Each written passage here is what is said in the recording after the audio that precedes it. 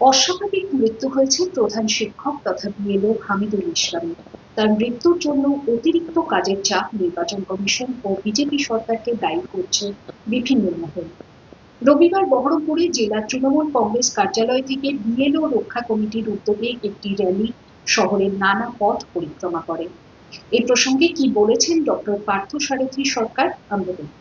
আজকে আমাদের হঠাৎ র্যালির বিষয়টা হচ্ছে, আপনারা সকলেই অবগত আছেন, মুর্শিদাবাদ জেলার রানীতলা থানায় আজকে রাত্রে হামিদুল ইসলাম নামে আমাদের এক বিএলও, আমাদের সহকর্মী শিক্ষক, প্রধান শিক্ষক, তিনি এসআইয়ের চাপে আত্মহত্যা করেছেন। তিনি বিএলও ছিলেন, প্রচণ্ড পরিশ্রম করে তিনি কাজ করছিলেন, কাজ করে যাচ্ছিলেন, কিন্তু এতই কাজের চাপ তিনি আস্তে আস্তে মানসিক অবসাদে পরিণত হয়ে যাচ্ছিলেন এবং সর্বশেষ তিনি সহ্য করতে না পেরে, এই চাপ সহ্য করতে না পেরে গতকাল তিনি আত্মহত্যা করেছেন।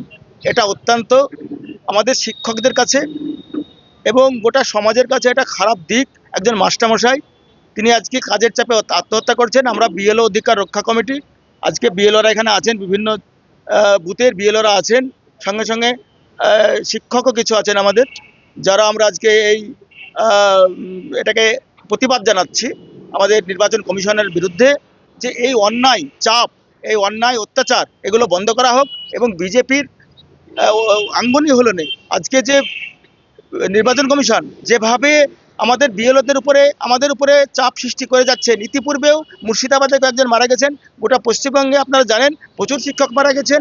শিক্ষকরা শিক্ষকতা করতে এসেছেন এখানটায়, কেন তাদের কাছে মৃত্যু রাস্তা বেছে নিতে হবে? আজকে জানেন শুধু এটাই নয়, বিদ্যালয় প্রাঙ্গণগুলো আজকে আমরা শিক্ষা থেকে, আমাদের বাচ্চারা শিক্ষা থেকে বঞ্চিত হয়ে যাচ্ছে। বিদ্যালয়ে শিক্ষক নাই, সমস্ত শিক্ষকদেরকে আজকে এই বিএলওর দায়িত্ব দিয়ে দেওয়া হয়েছে।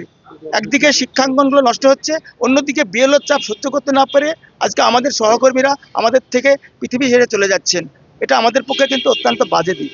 আমাদের র্যালি এখান থেকে শুরু হবে, সামনে জল ট্যাঙ্ক হয়ে, কল্পনা হাউসের হয়ে, একদম আমাদের ওই কি বলে পুরাতন হসপিটাল হয়ে, কান্দি বাস স্ট্যান্ড হয়ে এখানে আবার ঘুরে আসবে।